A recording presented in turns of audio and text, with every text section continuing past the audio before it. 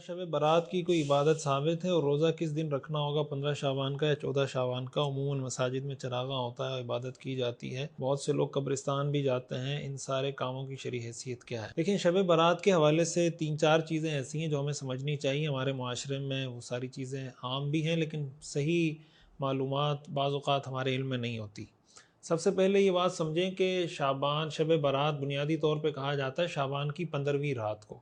15ویں رات کا مطلب یہ ہوتا ہے کہ 14 شعبان گزر جائے، اگلے دن 15 شعبان ہو تو وہ جو رات ہوتی ہے اس کو شب برات کہتے ہیں۔ شب برات کہنے کا بنیادی مقصد یا اس کا جو آپ پس منظر کہہ لیں وہ یہ کہہ سکتے ہیں کہ ایک حدیث میں آتا ہے کہ شب برات میں اللہ تعالیٰ قبیلہ کلب کی بکریوں کے جسم پر جتنے بال ہیں اتنے لوگوں کی اللہ تعالیٰ مغفرت فرما دیتے ہیں۔ یعنی آسان الفاظ میں اگر آپ کہیں کہ اللہ تعالیٰ اس رات بے حساب لوگوں کی مغفرت فرماتے ہیں۔ اور ایک حدیث میں آتا ہے کہ اللہ تعالیٰ یہ سوال کرتے ہیں کہ کیا ہے کوئی بخشش طلب کرنے والا جس کو میں بخشوں، کیا ہے کوئی رزق طلب کرنے والا جس کو میں رزق عطا کروں۔ تو شعبان کے مہینے کے بارے میں ایک بات تو یہ یاد رکھیں کہ شعبان کے مہینے کی فضیلت بہت زیادہ ہے۔ پہلی بات، حدیث شریف میں آتا ہے رسول اللہ صلی اللہ علیہ وسلم یہ دعا فرمایا کرتے تھے، اللہم بارک لنا فی رجب و شعبان وبلغنا رمضان، کہ اللہ ہمیں شعبان اور رجب میں برکت عطا فرما اور رمضان تک ہمیں پہنچا۔ تو یہ دعا آپ کرتے تھے۔ دوسری بات، حدیث شریف میں آتا ہے، صحیح احادیث سے ثابت ہے کہ شعبان کے مہینے میں آپ اتنی کثرت سے روزے رکھتے تھے کہ اتنی کثرت سے آپ کسی اور مہینے میں روزے نہیں رکھا کرتے تھے۔ اور آپ صلی اللہ علیہ وسلم سے جب پوچھا گیا تو آپ نے فرمایا کہ اس مہینے میں اعمال اللہ کی بارگاہ میں پیش کیے جاتے ہیں، میری خواہش یہ ہے کہ جب میرے اعمال اللہ کی بارگاہ میں پیش کیے جائیں تو میں روزے سے ہوں۔ تیسری بات یہ سمجھنی چاہیے کہ رسول اللہ صلی اللہ علیہ وسلم کا ایک عام معمول یہ تھا کہ آپ ایام 20 کے 3 روزے ہر مہینے رکھا کرتے تھے۔ یعنی ہر اسلامی مہینے کی 13، 14، 15 ان دنوں کو ایام 20 کہا جاتا ہے۔ یہ رسول اللہ صلی اللہ علیہ وسلم کی زندگی کا عام معمول تھا۔ سفر میں، حضر میں آپ یہ 3 روزے ضرور رکھا کرتے تھے، اور ہمیں بھی اس سنت کو اپنانا چاہیے۔ یہ سنت ہمارے معاشرے میں متروک ہوتی چلی جا رہی ہے۔ تو وہ 13، 14، 15 چاہے شعبان کے ہوں، چاہے شوال کے ہوں، چاہے محرم کے ہوں، ہر اسلامی مہینے کے یہ 3 روزے رکھنا سنت ہے۔ اگر کوئی 3 نہیں رکھ سکتا، 1 رکھ سکتا ہے تو 1 رکھ لے۔ تو اب شعبان کے 15ویں روزے کی اگر ہم بات کریں تو اتنی بات سمجھنی چاہیے کہ اس کی یہ فضیلت تو بہرحال ہے کہ یہ شعبان کے روزے ہیں اور رسول اللہ صلی اللہ علیہ وسلم شعبان کے روزے رکھتے تھے۔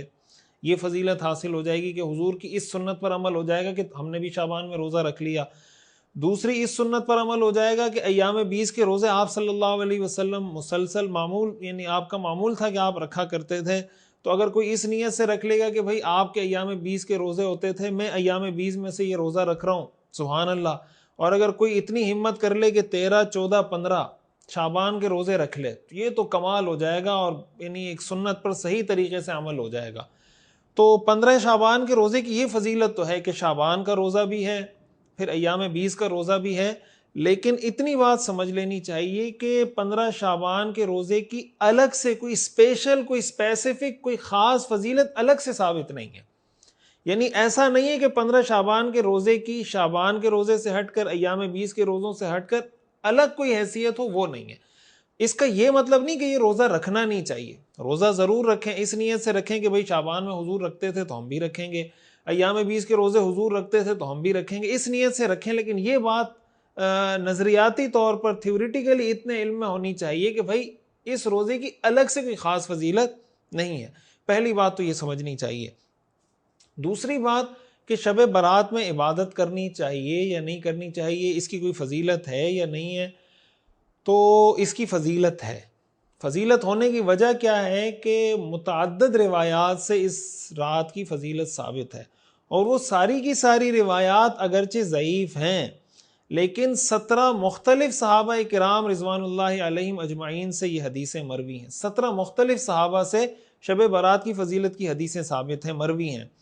اور محدثین کا یہ اصول ہے کہ جب کوئی حدیث متعدد طرق سے آئے تو وہ ضعف کی حالت سے نکل کر حسن کے درجے پر پہنچ جاتی ہے، اور حدیث کی جو سٹیٹس ہوتا ہے وہ ضعیف سے بلند ہو کر حسن کی طرف آ جاتا ہے۔ پھر ان احادیث کو جو بہت بڑی سپورٹ حاصل ہے کہ جو اس کے ضعف کو ختم کر دیتی ہے، وہ امت کا مجموعی تعامل ہے۔ یعنی پوری امت نے من حیث المجموع ان احادیث کو قبول کیا ہے اور اس پر عمل کیا ہے۔ یہی وجہ ہے کہ رسول اللہ صلی اللہ علیہ وسلم کے دور سے لے کر آج تک امت اس رات کی فضیلت کو مانتی آئی ہے اور اس پر عمل کرتی آئی ہے، اس لیے اس رات کی فضیلت تو بہرحال ثابت ہے۔ اب تیسری بات یہ آتی ہے کہ اس رات کو ہم کیا کریں؟ تو دیکھیں، رات کی تنہائی اللہ تعالیٰ نے اس لیے دی ہے کہ آدمی تنہائی میں اللہ کے ساتھ راز و نیاز کی باتیں کرے، اللہ کے ساتھ تنہائی میں خلوت میں اپنے دل کی باتیں کرے، اپنے گناہوں کی معافی مانگے، اپنے گناہوں پر ندامت کے آنسو بہائے، اللہ سے معافی مانگے کہ یا اللہ مجھے معاف کر دے، میں بہت گناہ گار ہوں، میں نے بہت لوگوں کو ستایا، میں نے آپ کی بہت نافرمانی کی، اللہ میں توبہ کرتا ہوں، میں آئندہ آپ کی نافرمانی نہیں کروں گا۔ تنہائی میں اللہ ہو اور وہ ہو، سبحان اللہ، کیا مزہ آ جائے گا اگر اس تنہائی کا لطف ہمیں نصیب ہو جائے۔ اس موقع پر کوشش یہ کرنی چاہیے، شب برات کے بارے میں، رات کے بارے میں یہ بات ذہن میں رکھیں کہ اس کی الگ سے کوئی عبادت ثابت نہیں ہے، یعنی شب برات کی فضیلت ثابت ہے، اب اس رات میں عبادت کیا کرنی ہے وہ الگ سے کوئی ثابت نہیں ہے۔ آپ کوئی بھی عبادت کریں اس نیت سے کریں کہ بھئی یہ افضل رات ہے، بڑی رات ہے، انشاءاللہ اس میں مجھے ثواب بڑھ کر ملے گا، اس میں اللہ میری بخشش کر دیں گے۔ آپ نوافل پڑھیں، آپ صدقہ دے دیں، آپ قرآن کی تلاوت کریں، آپ ماں باپ کی خدمت کریں، آپ پڑوسیوں کی خدمت کریں کہ بھائی یہ بڑی رات ہے، انشاءاللہ اس میں جو کام کروں گا تو اللہ تعالیٰ مجھے اس کا ثواب بھی عطا فرمائیں گے، اللہ تعالیٰ میری مغفرت بھی فرمائیں گے۔ لیکن اصل کمال اس رات کا، اور جو رات کی تنہائی کی جو بھی عبادتیں بنیادی طور پر، وہ اللہ اور بندے کے درمیان کی جو خلوت ہے، کہ وہ خلوت میں تنہائی میں اپنے اللہ سے مانگے اور اپنے گناہوں کی معافی مانگے۔ اور جیسے میں نے بتایا کہ حدیث میں آتا ہے کہ قبیلہ کلب کی بکریوں کے جسم پر جتنے بال ہیں اس کے بقدر اللہ تعالیٰ لوگوں کو جہنم سے خلاصی عطا فرماتے ہیں۔ تو آدمی یہ دعا کرے کہ اللہ اس رات کی برکت سے جب آپ اتنے لاکھوں لوگوں کو جہنم سے خلاصی عطا کریں گے، اللہ مجھے بھی خلاصی عطا کر دے۔ یہ دعا بھی کریں کہ اللہ ہمیں رمضان تک عافیت اور خیریت کے ساتھ پہنچا دیجیے، یہ دعا کرنا بھی سنت سے ثابت ہے۔ جو مساجد کے اندر باقاعدہ چراغاں کیا جاتا ہے، نوافل کی جماعت ہوتی ہے، نوافل کی جماعت کے بارے میں اصول یہ یاد رکھیں، فقہاء نے یہ بات لکھی ہے کہ نوافل کی جماعت باقاعدہ لوگوں کو بلا کر کرنا یہ مکروہ عمل ہے، اس لیے اتنی بڑی رات میں کوئی مکروہ عمل نہیں کرنا چاہیے، جو پسندیدہ اعمال ہیں اس کے کرنے کا اہتمام کرنا چاہیے۔ چوتھی بات شب برات کے حوالے سے یہ سمجھیں کہ ہمارے ہاں بہت سارے لوگ قبرستان جاتے ہیں اور یہ سوال بھی کرتے ہیں، جیسے اس سوال میں بھی انہوں نے پوچھا ہے کہ بھئی قبرستان جانا چاہیے یا نہیں جانا چاہیے۔ تو اس بارے میں یہ بات سمجھنی چاہیے کہ رسول اللہ صلی اللہ علیہ وسلم کا عام معمول یہ تھا کہ آپ ہفتے میں ایک بار قبرستان جایا کرتے تھے، اور قبرستان جانے کا معمول آپ کا اس لیے تھا کہ بھئی انسان جب قبرستان جاتا ہے تو اس کو کچھ اپنی حقیقت کا ادراک ہونے لگتا ہے کہ بھئی اسی مٹی میں آنا ہے، اسی مٹی سے پیدا ہوئے، منہا خلقناکم وفیہا نعیدکم ومنہا نخرجکم تارۃ اخری، اسی سے پیدا کیا، اسی میں لوٹائیں گے، اسی سے دوبارہ زندہ اٹھائیں گے۔ یہ احساس انسان کو تازہ ہوتا رہنا چاہیے۔ ہم جس مٹیریلسٹک لائف میں، جس مادی زندگی میں ہم زندگی گزار رہے ہیں، جو میڈیا کی، سوشل میڈیا کی چکا چوند ہے، جو ہم لوگوں کی گاڑیاں، لینڈ کروزر، شہرت، عزت، پیسہ، ڈالر، اور یہ ساری چیزیں جو ہمیں نظر آنے لگی ہیں، جس کی وجہ سے ہم اپنی موت کو بھلا بیٹھے ہیں، ہم یہ سمجھ بیٹھے ہیں کہ جس نے مرنا تھا وہ مر چکے، ہم شاید اس دنیا میں ہمیشہ رہنے کے لیے آئے ہیں۔ قرآن کریم میں اللہ نے فرمایا انک میت وانہم میتون کل من علیہا فان، بھائی اس دنیا میں جو آیا ہے اس نے جانا ہے، اس دنیا میں کسی کو بقا نہیں، سوائے ایک اللہ کی ذات کے کسی کو بقا نہیں ہے۔ یہ حقیقت بار بار دہراتے رہنا چاہیے۔ ہم لوگ تو قبرستان جاتے ہی نہیں، ہمارے ہاں عموماً اس کا کلچر بہت کم ہو گیا۔ اپنے بچوں کو اس بات کی تاکید کرنی چاہیے جب بچے جوان ہو جائیں کہ بیٹا قبرستان جائیں۔ جو دعا ہمیں سکھائی گئی ہے وہ کیا دعا سکھائی گئی ہے؟ السلام علیکم یا اہل القبور یغفر اللہ لنا ولکم انتم سلفنا ونحن بالاثر، کہ اللہ تمہاری بھی بخشش کرے، ہماری بھی بخشش کرے، تم پہلے چلے گئے، ہم تمہارے نقش قدم پر آ رہے ہیں۔ تو قبرستان ہفتے میں ایک بار جانا چاہیے، نہیں مہینے میں ایک بار چکر ضرور لگانا چاہیے۔ جہاں تک شب برات کی بات ہے، رسول اللہ صلی اللہ علیہ وسلم سے اپنی پوری زندگی میں ایک بار قبرستان جانا اس رات میں ثابت ہے، اور آپ نے فرمایا کہ میں ان لوگوں کی مغفرت کی دعا کے لیے گیا تھا۔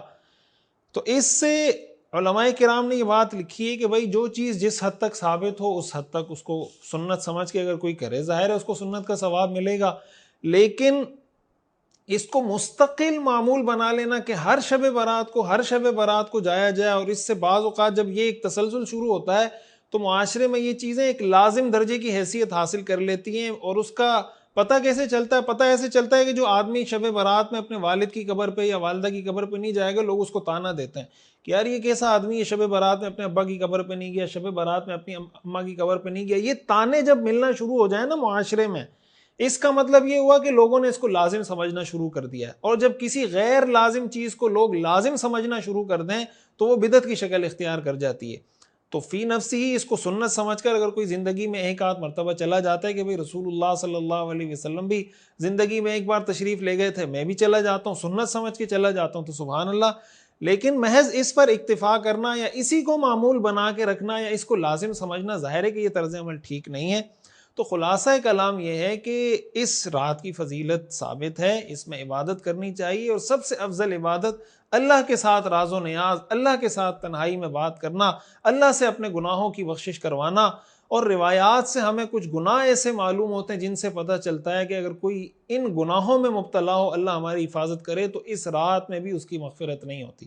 شب قدر کے بارے میں بھی بعض روایات میں آتا ہے، اس میں جو آدمی شرک کرتا ہو، ان اللہ لا یغفر ان یشرک بہ، کہ اللہ شرک کو کبھی معاف نہیں کرتا. اسی طرح شب قدر کے بارے میں آتا ہے کہ جب دو لوگ آپس میں لڑ رہے ہوں، شب قدر میں اللہ ان کی بخشش نہیں کرتا، اور اللہ فرماتے ہیں کہ ان کا انتظار کریں یہاں تک کہ یہ آپس میں صلح کر لیں، جب یہ صلح کر لیں گے تو پھر میں ان کی بخشش کروں گا.